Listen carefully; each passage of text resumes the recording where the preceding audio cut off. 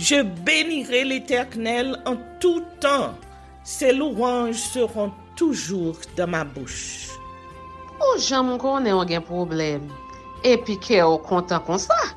Ah, m'pas caché, Dieu. Depuis m'komanse li Bib moi chaque jour, m'senti charge problème moi yo sorti sous dom. Si c'est comme ça, moi pour aller couvrir acheter un bib. Dégagez au marché. Mais en attendant, ou qu'attendez radio télévision d'espoir. Radio Vision d'Espoir. Oh, moi t'attendais une annonce comme ça, oui. Mais qui ça a te dit? Lecture de la Bible en un an. Une émission qui vous accompagne à la découverte des trésors cachés de la parole de Dieu sur Radio Télévision d'Espoir. Chaque jour de 11h à 11h30 du matin, excepté mercredi 5h30, 6h de l'après-midi, samedi 7h30, 8h du matin, avec les sœurs Chantal Saint-Hubert, Claude Louis Orisma.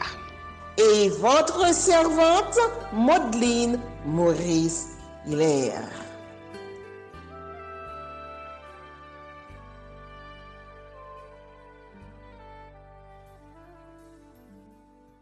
Saint-Esprit de Dieu, fais-nous la grâce de jouir de ta présence durant cette lecture qui enseigne, convainc, corrige, instruit et qui sauve. Au nom de Jésus. Amen. Juge, chapitre 2. Le peuple infidèle. Un envoyé de l'Éternel monta de Gilgal à Bokim et dit: Je vous ai fait monter hors d'Égypte et je vous ai amené dans le pays que j'ai juré à vos pères de vous donner. J'ai dit: Jamais je ne romprai mon alliance avec vous. Et vous ne traiterez point alliance avec les habitants de ce pays. Vous renverserez leurs autels. Mais vous n'avez point obéi à ma voix. Pourquoi avez-vous fait cela? J'ai dit alors: Je ne les chasserai point devant vous, mais ils seront à vos côtés et leurs dieux vous seront un piège. Lorsque l'envoyé de l'Éternel eut dit ces paroles à tous les enfants d'Israël, le peuple éleva la voix et pleura. Ils donnèrent à ce lieu le nom de Bokim et ils y offrirent des sacrifices à l'Éternel. Les juges. Josué renvoya le peuple et les enfants d'Israël allèrent chacun de son héritage pour prendre possession du pays. Le peuple servit l'Éternel pendant toute la vie de Josué et pendant toute la vie des anciens qui survécurent à Josué et qui avaient vu toutes les grandes choses que l'Éternel avait faites en faveur d'Israël. Josué, fils de Nun, serviteur de l'Éternel, mourut âgé de 110 ans. On l'ensevelit dans le territoire qu'il avait eu en partage, à Timnath-Hérès, de la montagne d'Éphraïm, au nord de la montagne de Gath. Toute cette génération fut recueillie auprès de ses pères, et il s'éleva après elle une autre génération qui ne connaissait point l'Éternel, ni ce qu'il avait fait en faveur d'Israël. Les enfants d'Israël firent alors ce qui déplaît à l'Éternel, et ils servirent les Baals. Ils abandonnèrent l'Éternel, le Dieu de leur père, qui les avait fait sortir du pays d'Égypte, et ils allèrent après d'autres dieux d'entre les dieux des peuples qui les entouraient. Ils se prosternèrent devant eux, et ils irritèrent l'Éternel. Ils abandonnèrent l'Éternel, et ils servirent Baal et les Astartés. La colère de l'Éternel s'enflamma contre Israël. Il les livra entre les mains de pillards qui les pillèrent. Il les vendit entre les mains de leurs ennemis d'alentour, et ils ne purent plus résister à leurs ennemis. Partout où ils allaient, La main de l'Éternel était contre eux pour leur faire du mal, comme l'Éternel l'avait dit, comme l'Éternel le leur avait juré. Ils furent ainsi dans une grande détresse. L'Éternel suscita des juges afin qu'ils les délivrassent de la main de ceux qui les pillaient. Mais ils n'écoutèrent pas même leurs juges, car ils se prostituèrent à d'autres dieux, se prosternèrent devant eux. Ils se détournèrent promptement de la voie qu'avait suivie leur père, et ils n'obéirent point comme eux au commandement de l'Éternel. Lorsque l'Éternel leur suscitait des juges, l'Éternel était avec le juge, et il les délivrait de la main de leurs ennemis pendant toute la vie du juge, car l'Éternel avait pitié de leurs gémissements contre ceux qui les opprimaient et les tourmentaient. Mais à la mort du juge, ils se corrompaient de nouveau de plus que leur père, en allant après d'autres dieux pour les servir et se prosterner devant eux, et ils persévéraient dans la même conduite et le même endurcissement. Alors, la colère de l'Éternel s'enflamma contre Israël, et il dit, « Puisque cette nation a transgressé mon alliance que j'avais prescrite à ses pères, et puisqu'ils n'ont point obéi à ma voix, je ne chasserai plus devant eux aucune des nations que Josué laissa quand il mourut. C'est ainsi que je mettrai par elle Israël à l'épreuve, pour savoir s'ils prendront garde ou non de suivre la voie de l'Éternel comme leurs pères y ont pris garde. Et l'Éternel laissa en repos ces nations qu'il n'avait pas livrées entre les mains de Josué, et il ne se hâta point de les chasser.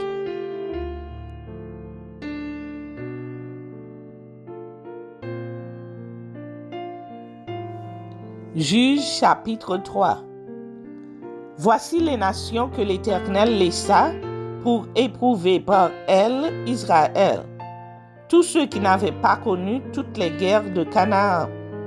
Il voulait seulement que les générations des enfants d'Israël connussent et apprissent la guerre, ceux qui ne l'avaient pas connue auparavant. Ces nations étaient les 5 princes des Philistins, tous les Cananéens, les Sidoniens et les Éviens qui habitaient la montagne du Liban, depuis la montagne de Baal-Hermon jusqu'à l'entrée de Hamath. Ces nations servirent à mettre Israël à l'épreuve, afin que l'Éternel sût qu'ils obéiraient au commandement qu'ils avaient prescrit à leur père par Moïse. Et les enfants d'Israël habitèrent au milieu des Cananéens, des Hétiens, des Amoréens, des Phéréziens, des Éviens et des Jébusiens. Ils prirent leurs filles pour femmes, ils donnèrent à leurs fils leurs propres filles, et ils servirent leurs dieux. Othniel et Ehud, Shamgar, juges en Israël. Les enfants d'Israël firent ce qui déplaît à l'Éternel. Ils oublièrent l'Éternel et ils servirent les Baals et les idoles. La colère de l'Éternel s'enflamma contre Israël. Il les vendit entre les mains de Cushan-Rishith-Taïm, roi de Mésopotamie. Et les enfants d'Israël furent asservis 8 ans à Cusham-Rishiam-Taïm. Les enfants d'Israël crièrent à l'Éternel, et l'Éternel leur suscita un libérateur qui les délivra, Othniel, fils de Kénaz, frère cadet de Caleb. L'esprit de l'Éternel fut sur lui. Il devint juge en Israël, et il partit pour la guerre. L'Éternel livra entre ses mains Cushan-Rishia-Taïm, roi de Mésopotamie, et sa main fut puissante contre Cushan-Rishia-Taïm. Le pays fut en repos pendant 40 ans, et Othniel, fils de Kénaz, mourut. Les enfants d'Israël firent encore ce qui déplaît à l'Éternel, Et l'Éternel fortifia Églon, roi de Moab, contre Israël, parce qu'ils avaient fait ce qui déplaît à l'Éternel. Églon réunit à lui les fils d'Ammon et les Amalécites, et il se mit en marche. Il battit Israël, et ils s'emparèrent de la ville des palmiers. Et les enfants d'Israël furent asservis 18 ans à Églon, roi de Moab. Les enfants d'Israël crièrent à l'Éternel, et l'Éternel leur suscita un libérateur, Éhud, fils de Guéra, benjamite, qui ne servait pas de la main droite. Les enfants d'Israël envoyèrent par lui un présent à Églon, roi de Moab. Éhud se fit une épée à 2 tranchants, longue d'une coudée, et il la ceignit sous ses vêtements au côté droit. Il offrit le présent à Églon, roi de Moab. Or, Églon était un homme très gras. Lorsqu'il eut achevé d'offrir le présent, il renvoya les gens qu'il avait apportés. Il revint lui-même depuis les carrières près de Gilgal, et il dit, « Ô roi, j'ai quelque chose de secret à te dire. » Le roi dit, « Silence. » Et tous ceux qui étaient auprès de lui sortirent. Éhud l'aborda comme il était assis seul dans sa chambre d'été, et il dit, « J'ai une parole de Dieu pour toi. » Églon se leva de son siège. Alors Éhud avança la main gauche, tira l'épée de son côté droit et la lui enfonça dans le ventre. La poignée même entra après la lame, et la graisse se referma autour de la lame, car il ne retira pas du ventre l'épée qui sortit par derrière. Éhud sortit par le portique, ferma sur lui les portes de la chambre haute et tira le verrou. Quand il fut sorti, les serviteurs du roi vinrent et regardèrent, et voici, les portes de la chambre haute étaient fermées au verrou. Ils dirent, sans doute, il se couvre les pieds dans la chambre d'été. Ils attendirent longtemps, et comme ils n'ouvraient pas les portes de la chambre haute, ils prirent la clé et ouvrirent. Et voici, leur maître était mort, étendu par terre. Pendant leur délai, Éhud prit la fuite, dépassa les carrières et se sauva à Séhira. Dès qu'il fut arrivé, il sonna de la trompette dans la montagne d'Éphraïm, et les enfants d'Israël descendirent avec lui de la montagne, et il se mit à leur tête. Il leur dit, « Suivez-moi, car l'Éternel a livré entre vos mains les Moabites, vos ennemis. » Ils descendirent après lui, s'emparèrent des gués du Jourdain vis-à-vis de Moab, et ne laissèrent passer personne. Ils battirent dans ce temps-là environ 10 000 hommes de Moab, tous robustes, tous vaillants, et pas un n'échappa. En ce jour, Moab fut humilié sous la main d'Israël, et le pays fut en repos pendant 80 ans. Après lui, il y eut Shamgar, fils d'Anaph. Il bâtit 600 hommes des Philistins avec un aiguillon à bœuf, et lui aussi fut un libérateur d'Israël.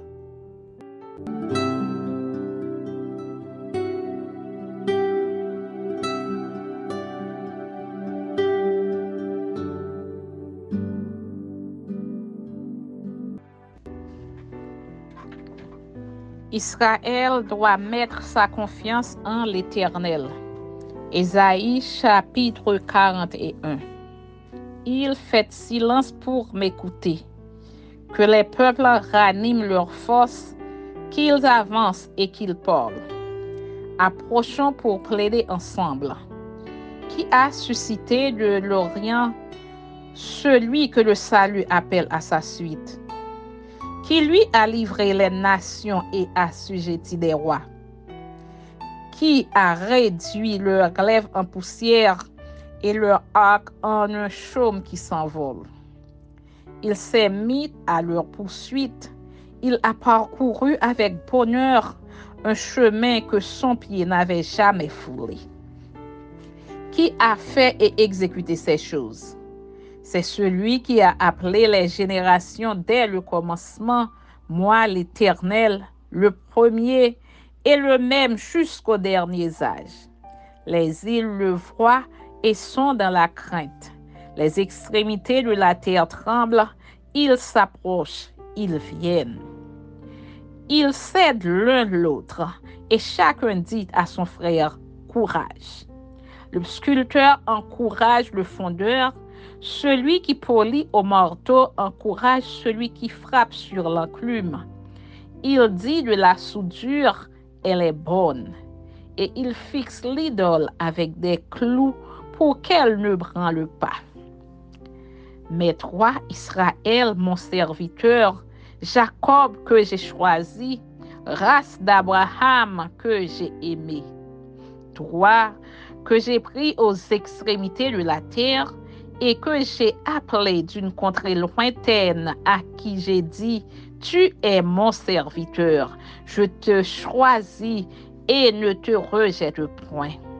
Ne crains rien, car je suis avec toi. Ne promène pas des regards inquiets, car je suis ton Dieu. Je te fortifie, je viens à ton secours, je te soutiens de ma droite triomphante. Voici, ils seront confondus, ils seront couverts de honte, tous ceux qui sont irrités contre toi. Ils seront réduits à rien, ils périront, ceux qui disputent contre toi. Tu les chercheras et ne les trouveras plus.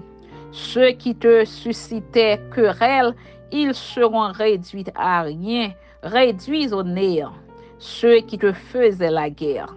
Car je suis l'Éternel ton Dieu qui fortifie ta droite, qui te dit, ne crains rien, je viens à ton secours.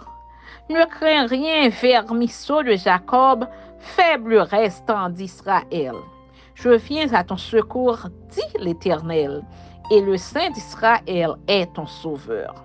Voici, je fais de toi un traîneau aigu, tout neuf, garni de pointes. Tu écraseras, tu boiras les montagnes, et tu rendras les collines semblables à de la balle. Tu les vanneras, et le vent les emportera, et un tourbillon les dispersera. Mais toi, tu te réjouiras en l'Éternel. Tu mettras ta gloire dans le Saint d'Israël. Les malheureux et les indigents cherchent de l'eau, et il n'y en a point.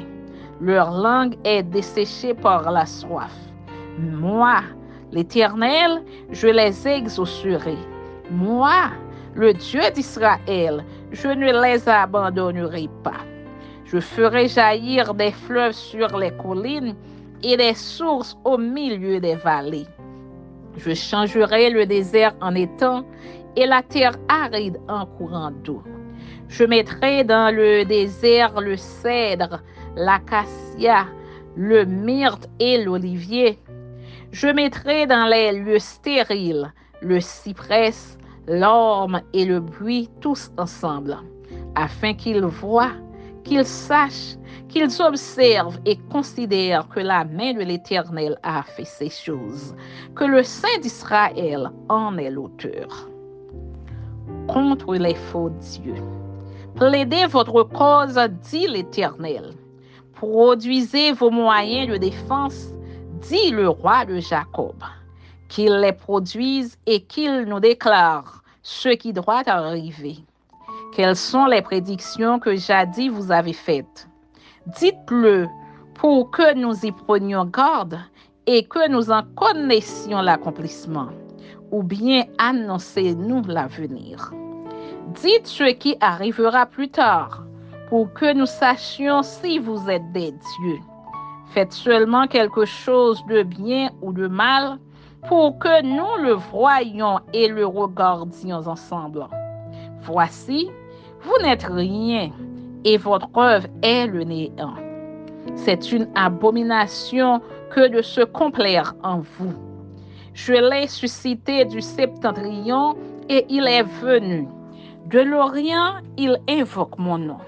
Il foule les puissants comme de la boue, comme de l'argile que foule un potier. Qui l'a annoncé dès le commencement pour que nous le sachions, et longtemps d'avance pour que nous disions c'est vrai? Nul ne l'a annoncé, nul ne l'a prédit, et personne n'a entendu vos paroles. C'est moi le premier qui ai dit à Sion, les voici, les voici. Et à Jérusalem, j'envoie un messager de bonne nouvelle. Je regarde et il n'y a personne parmi eux qui prophétise et qui puisse répondre si je l'interroge. Voici, ils ne sont tous que vanité.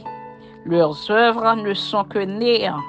Leurs idoles ne sont qu'un vain souffle. Amen. Amen. Amen.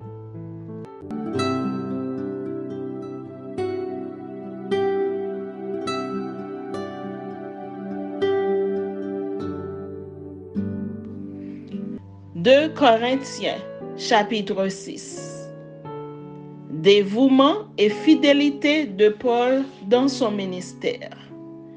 Exhortation pressante aux Corinthiens. Joie de l'apôtre à la nouvelle, apportée par Tite des heureux effets produits sur eux par sa dernière lettre.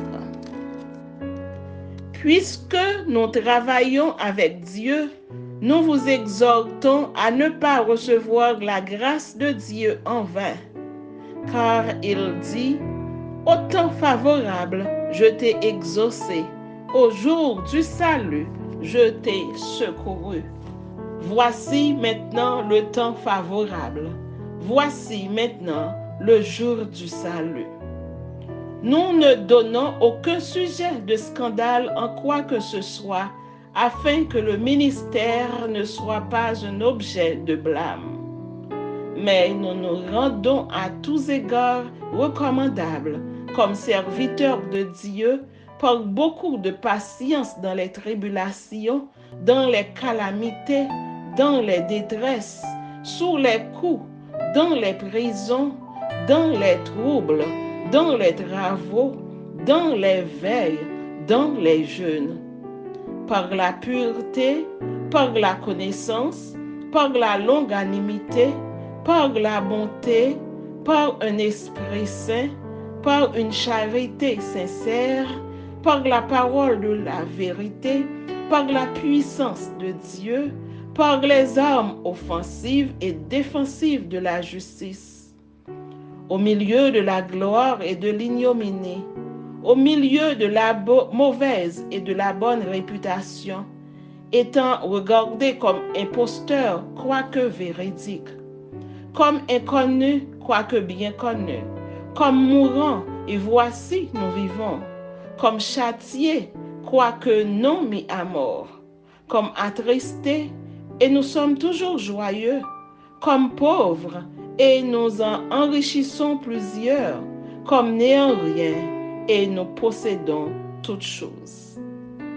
Notre bouche s'est ouverte pour vous, Corinthiens, notre cœur s'est élargi. Vous n'êtes point à l'étroit au-dedans de nous, mais vos entrailles se sont rétrécies. Rendez-nous l'appareil, je vous parle comme à mes enfants, élargissez-vous aussi. Ne vous mettez pas avec les infidèles sous un joug étranger, car quel rapport y a-t-il entre la justice et l'iniquité? Ou qu'y a-t-il de commun entre la lumière et les ténèbres? Quel accord y a-t-il entre Christ et Bélial? Ou quelle part a le fidèle avec l'infidèle? Quel rapport y a-t-il entre le temple de Dieu et les idoles? Car nous sommes le temple du Dieu vivant, comme Dieu l'a dit. J'habiterai et je marcherai au milieu d'eux. Je serai leur Dieu et ils seront mon peuple. C'est pourquoi sortez du milieu d'eux et séparez-vous, dit le Seigneur. Ne touchez pas à ce qui est impur, et je vous accueillerai. Je serai pour vous un père, et vous serez pour moi des fils et des filles, dit le Seigneur Tout-Puissant.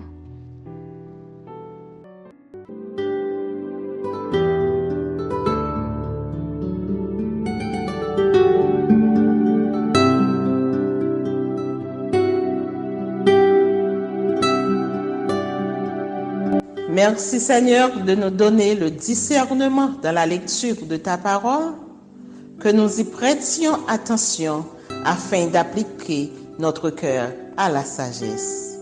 Amen. Que celui qui a des oreilles pour entendre, entende, et que celui qui lit fasse attention.